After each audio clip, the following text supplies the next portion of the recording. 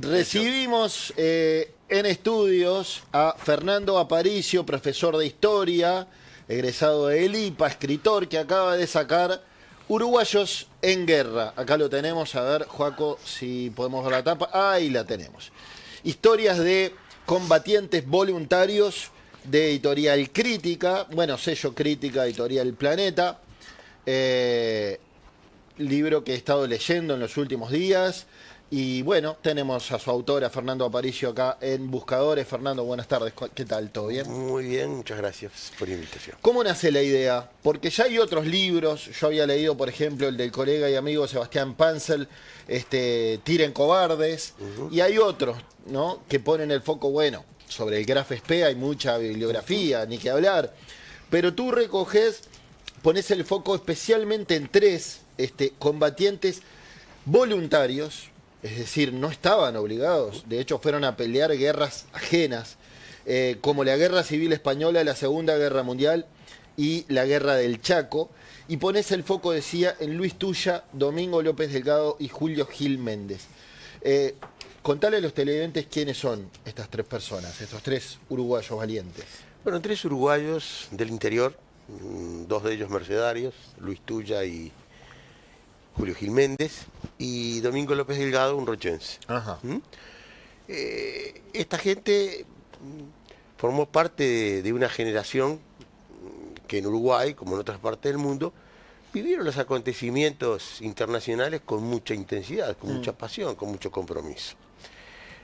Las historias personales de cada uno de ellos, que en parte están allí transitadas en el trabajo, nos explican la forja de las personalidades, pero el hecho es que, bueno, Luis Tuya, que era un joven, repito, de Mercedes, apasionado de la aviación, que ingresó a la Escuela Militar de Aeronáutica. La aviación militar estaba, por entonces, estoy hablando de los años 30, adscripta al ese que estamos viendo, ¿quién es Luis Tuya? Ese es Luis Tuya, exactamente. Y él logra allí... ¿Fachero el muchacho? ¿Cuántos años tenía ahí? Y era del 5, tendría así, 27, una cosa así. Él logra convertirse en piloto aviador militar, obtiene su brevet, pero inmediatamente abandona la aviación militar y participa en la Guerra del Chaco. Es una guerra que para el público uruguayo es poco conocida. Es aquella que pelean Paraguay y Bolivia. Paraguay, ¿no?, y Bolivia se disputan territorialmente el Chaco Central y el Chaco Boreal. Había ahí intereses coloniales, territoriales, unos reivindicaban los derechos de la gobernación de Asunción, otros de Charcas, ¿no?, de la audiencia de Charcas, pero también había connotaciones de otro tipo. Recordemos que son dos países que vivieron en el siglo XIX guerras terribles y traumáticas, ¿no? En el caso de Paraguay, la guerra de la Triple Alianza, donde lamentablemente el Uruguay cumplió su papel, perdió como victimario, cumplió su papel como victimario, perdió Paraguay buena parte de su territorio, buena parte de su población, y de ser tal vez el país más desarrollado en términos relativos de América del Sur en el siglo XIX, estamos hablando de 1860, por allí, pasó a ser uno de los más atrasados durante muchísimo tiempo. Y por el lado de Bolivia había vivido, experimentado la Guerra del Pacífico, que la peleó junto con Perú frente a Chile en los años 1879-83, y perdió nada más y nada menos que su litoral marítimo, ¿no? Hasta el día de hoy, ¿no? Bolivia es un país mediterráneo. Es un país ¿A quiénes vemos ahí, Fernando? Perdona que te interrumpa. El primero, bueno, está identificado, Gil Méndez. El segundo es, creo yo, Domingo López Delgado. Domingo López Delgado, sí, me confirma producción. Domingo López es rochense. Este es rochense, exactamente. Y el tercero, que es el mercenario Luis Tuya. Bueno, terminamos obviamente con Tuya. Él entiende, como buena parte de los uruguayos de la época, que había una deuda del Uruguay con Paraguay por la infame participación en la Triple Alianza. Deuda que mantenemos hasta el día de hoy. Yo creo que sí. Y decide enrolarse como aviador voluntario junto con otro uruguayo que también había hecho la aviación militar, aunque no había logrado convertirse en piloto, Benito Sánchez Leyton. Y ambos combaten durante casi 3 años en la aviación paraguaya, son condecorados, obtienen la ciudadanía paraguaya, el grado de tenientes, hay calles de Asunción que llevan su nombre. Qué bárbaro. De hecho, por lo que leía en tu libro, son más reconocidos allá que acá. Bueno, muchísimo más. Aquí fueron totalmente ninguneados. Terminada la guerra. Incluso al volver, claro. Terminada la guerra, Tuya se radica en Buenos Aires. Si ya no lo era, se convierte allí en un hombre de izquierda, porque la guerra del Chaco también puso de relieve lo que eran los intereses geopolíticos de las petroleras norteamericanas de un lado, la petrolera anglo-holandesa del otro, y todo eso, de alguna manera, Tuya lo percibió y se convirtió en un hombre de izquierda. Ajá. No tuvo mucho tiempo de vivir en paz, digamos, porque estalla la Guerra Civil Española, con lo que significó para el mundo y especialmente para el Río de la Plata, ¿no? Por razones obvias, y decide enrolarse con ayuda monetaria de obreros anarquistas que le pagan el pasaje en la aviación republicana, lo que se llamaba la Gloriosa, ¿no? Te hago una pregunta. ¿Cómo no? ¿Qué lleva a uruguayos que no sé cuál era su situación acá, pero a decir voy a pelear una guerra tan lejos de su patria que era esta? ¿Pasa por una cuestión ideológica? ¿Pasa por una vocación de servicio? ¿Pasa por un deseo de aventura? Exacto. Por aventureros, por valientes, ni que hablar. ¿Qué explicación le encontrás? Esas dos que tú has mencionado. En primer lugar, se vivían los fenómenos mundiales con una intensidad que hoy vivimos en un mundo diametralmente distinto. Entonces la Guerra Civil Española enfrentaba al fascismo contra el antifascismo. Y eso, bueno, en el Río de la Plata y en la propia Europa, claro, y en el mundo entero. Por eso, quienes tenían convicciones democráticas, convicciones progresistas y de izquierda, consideraban que la forma de parar al fascismo en Europa y en el mundo era en España, ¿no? Y por eso las brigadas internacionales, por eso hay muchísimos uruguayos que estando en España participan de la guerra del lado de la República, otros que van desde aquí, ¿verdad? Uno, yo me enfoco en este caso en Luis Tuya, y por supuesto una convicción, defender la República Española era el antemural contra el fascismo. Un fascismo que había triunfado en Italia, había triunfado en Alemania, bueno, y estamos en la víspera, ¿no?, de la Segunda Guerra Mundial. Y defender ideales. Claro. Porque esto de aventura, así muy lindo, ¿por qué nadie fue a pelear con Franco? ¿Por qué nadie fue a la trinchera de los fascistas? Los hubo, ¿no? De acá de Uruguay no fue nadie como voluntario. Y de acá fueron un montón de uruguayos como voluntarios. Acá en Plaza Independencia se juntaba alimentos y medicina para los republicanos. No es por casualidad que los pueblos tienen estos gestos. No por casualidad a un montón importante de compatriotas decidieron ir a dar lo más preciado que uno tiene, la vida para defender un ideal. Y eso es lo que explica, bueno, también, y los lectores del libro lo verán, también había en ellos una cuota de valentía, ni que hablar, y afán de aventura, ¿no? Sobre todo claro, en el caso de Gil Méndez, que lo expresan ellos en su testimonio, ¿no? O del propio López Delgado. No tanto en Tuyá, no surge de la documentación, claro, ¿no? Tuyá se convierte en España en un aviador avesado, llega a participar, bueno, queda en una escuadrilla comandada por soviéticos, ¿verdad? Se hace comunista, se afila al Partido Comunista Español, eso es lo que va a explicar el ninguneo de su persona en Uruguay.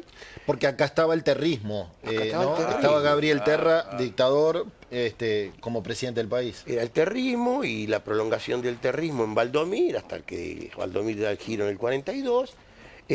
Y los tres, curiosamente, tuvieron su vínculo con las Fuerzas Armadas Uruguayas. Expliqué el caso de Tuya, y no tuvo un muy buen recuerdo de cuál era la mentalidad, la sintonía.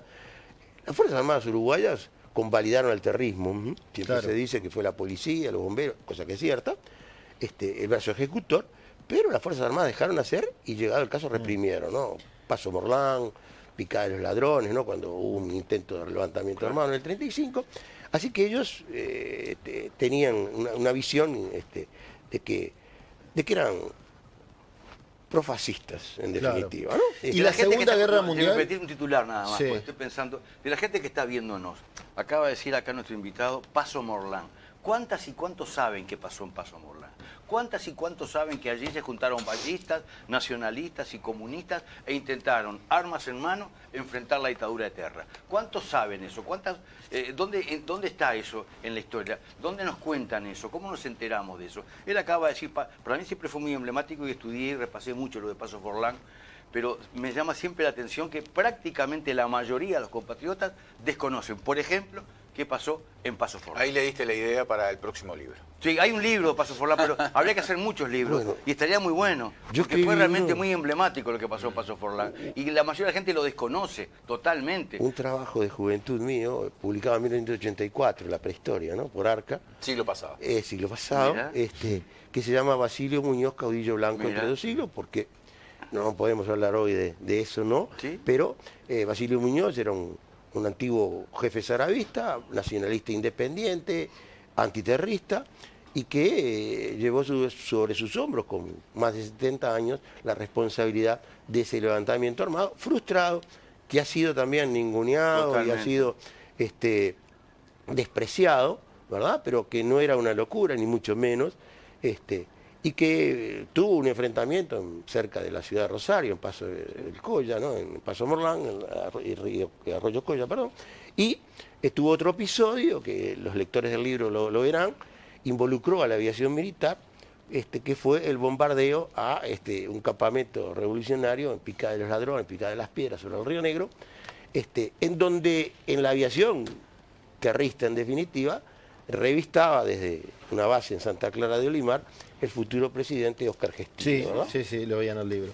Ahora, en la aviación y el maestro Espínola, el escritor, en Los Combatientes. Sí, Yo cuando me enteré de verdad. esos dos personajes que estuvieron allí participando, digo, ¿cuánta gente sabe que Gestido, presidente uruguayo, participó de ese bombardeo? Sí. ¿Cuánta gente sabe que Paco Espínola, con su ternura, sus cuentos, arma en mano, intentó enfrentar esa dictadura? Un arma que no le funcionaba. Bueno, pero lo intentó. ¿Y la Segunda Guerra Mundial por qué, Fernando? ¿Por qué uruguayos, cómo terminan los uruguayos peleando en la Segunda Guerra Mundial? ¿En qué batalla? ¿En qué...? La guerra mundial, la Segunda Guerra Mundial, yo creo que contemporáneos ya quedan pocos, ¿no? Y para tener una dimensión de lo que fue, hay que meterse muy en serio, ¿no? Porque se habla con mucha liviandad, ¿no? Hay películas muy frívolas sobre la Segunda Guerra Mundial. Vaya si habrá películas, series, Las hay bueno, buenas, libros ni que hablar. Las hay buenas, las hay serias y Sí, las hay de otras, todo, ¿no? hay de todo. Y ubiquemos, ¿no? 1940, bueno, terminamos con Tuya, ¿no? Porque Tuya es el único piloto uruguayo que no tenía ascendencia extranjera, él era de padres y madres uruguayos, que muere en combate. Cae derribado el 16 de abril de 1937, cerca de Teruel, 10 días antes del bombardeo fascista a Guernica. Este es el único... El que piloto- inmortalizó Picasso. Exactamente. Bien. Y rápidamente termino, nunca fue reconocido, ni por la aviación militar uruguaya, etcétera, por su condición de comunista. Bien. Y creo yo que había también una gran envidia profesional de alguien que había muerto combatiendo... Sí, y por sus ideales. por ideales. Estábamos en Segunda Guerra que Mundial. lleva a uruguayos a pelear en la Segunda Guerra Mundial. 1940 fue el éxito de Hitler, ¿no? Sí. Se comió media Europa, la caída de Francia fue asombrosa, 6 semanas. Recordemos que Uruguay era un país muy francófilo, ¿no? Toda la cultura francesa pegaba y mucho. Yo siempre digo, había expresiones en el habla cotidiana, tête à tête, mise en scène, etcétera, que era utilizada por buena parte de la población, ¿no? A nuestros colegios secundarios le llamamos liceo, ¿no? Y entonces había una admiración por Francia muy grande. Y la caída de Francia y lo que eso significó, y la ocupación, ¿no? Y los nazis desfilando en los campos elíseos, etcétera, conmovió. Y además atemorizaba, ¿no? Es decir, en 1940 no se sabía dónde podían terminar los nazis. Y es así que en ese año va a haber 3.000 uruguayos que, en principio, estén decididos a ir a pelear a Europa. Después, por distintas circunstancias, no más de 100 lo hicieron, además de una casi centena de uruguayos, pero de ascendencia británica, y muchos de ellos, por tener doble nacionalidad, habían sido convocados. ¿No? Y estos, los que no fueron convocados, los voluntarios, este primer centenar, ¿pelearon con qué uniforme? La mayoría de ellos, que ahí está relatado en el libro, logran enrolarse en la Francia Libre. La Francia Libre es la Francia de Gaulle. La de Charles de Gaulle. Francia. De Gaulle, que leía en tu libro, yo no lo tenía del todo claro, si bien perseguía los mismos intereses, los mismos propósitos, que era luchar contra el fascismo, contra Hitler y Mussolini, con Roosevelt y con el amigo Winston Churchill, no se llevaban muy bien. No. Digamos, había un recelo y Churchill casi que lo ignoraba, lo ninguneaba. Lo botijeaba. Sí, lo botijeaba a De Gaulle. Las animosidades personales jugaban, como juegan siempre. Sí. Y también entre los gobernantes, los estadistas. Pero había un trasfondo. Francia y Gran Bretaña estaban juntas en la Primera Guerra Mundial, en la Segunda, pero los británicos sentían que Francia había fallado.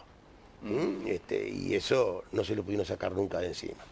Por otro lado, eran dos imperios coloniales, recordemos, ¿no? Buena parte, casi toda África, Asia, etcétera, incluso en el Caribe, y los intereses de uno y otro no coincidían. Y por lo tanto, también estaban orejeando, digamos, cuál iba a ser el mundo de posguerra, y en ese mundo de posguerra, cuáles podían ser los intereses de uno y de otro. Así que había intereses de dos imperios coloniales en decadencia, los imperios coloniales al fin. Y se le sumaba el papel determinante de Estados Unidos, que tenía sus propios intereses para cómo rediseñar el mundo, que en parte eran coincidentes y en parte no lo eran. Y entonces, si sumamos las cuestiones de fondo y sumamos las animosidades personales, pues entonces podemos encontrar la explicación de lo que brevemente allí en el libro está descrito, ¿no? Que son los conflictos, algunos de ellos muy serios, interaliados, ¿no? Qué bárbaro. Y en total, ¿tenés claro cuántos uruguayos han peleado en guerras? A ver, iba a decir guerras ajenas, porque casi todas lo son, porque Uruguay... No era una guerra ajena. ¿No? Bueno, la hacían suya por convicciones, por ideología, pero no estaban obligados. No estaban obligados y se peleó en territorio uruguayo, pero la consideraban su guerra. Claro. Y buena parte de Está la bien. población uruguaya las consideraba su guerra. ¿Con Malvinas pasó?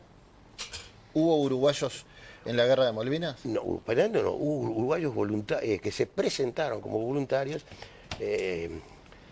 Tu pregunta me agarra de sorpresa, pero hay algunos nombres que pueden resultar llamativos. Uno de ellos fue José Nino Gavazo, pero hubo también de otro lado, ¿no? Del otro lado, en este momento. ¿Gavazo peleó en Malvinas? No peleó, No, que va a pelear. Ah. no peleó. Cobarde, Se pelea con presentaron. mujeres nada más. Me llamó la atención. Hubo uruguayos que estuvieron dispuestos, ¿verdad?, a enrolarse del lado argentino. Se puso a las órdenes, digamos. No se pelearon, no pelearon. Pero por Argentina, mirá vos. Por Argentina. Es todo un tema, el Uruguay y la guerra de las Malvinas, ¿no? Quedaría para otra charla, ¿no? Sí, queda para más Esta adelante. gente las considera su guerra. López Delgado, el rochense, pelea, era una pregunta que tú me hacías, Sí. junto con cerca de 90 uruguayos más, en la Francia Libre. A él le toca la Legión Extranjera. Pelea en el norte de África, pelea en Italia, pelea en Francia, ¿verdad? Julio Gil Méndez, que va a pelear en la aviación de la Francia Libre. Todos en aviación, ¿no? No, López Delgado en la Legión Extranjera, en tierra, ¿no? En tierra, y bien. Julio Gil Méndez en la aviación, termina siendo piloto de B-25, un bombardero mediano, y él participa en el África subecuatorial francesa, en el norte de África, en Italia, en Francia y en Alemania. Incluso ahí allí el lector encontrará un testimonio muy crudo.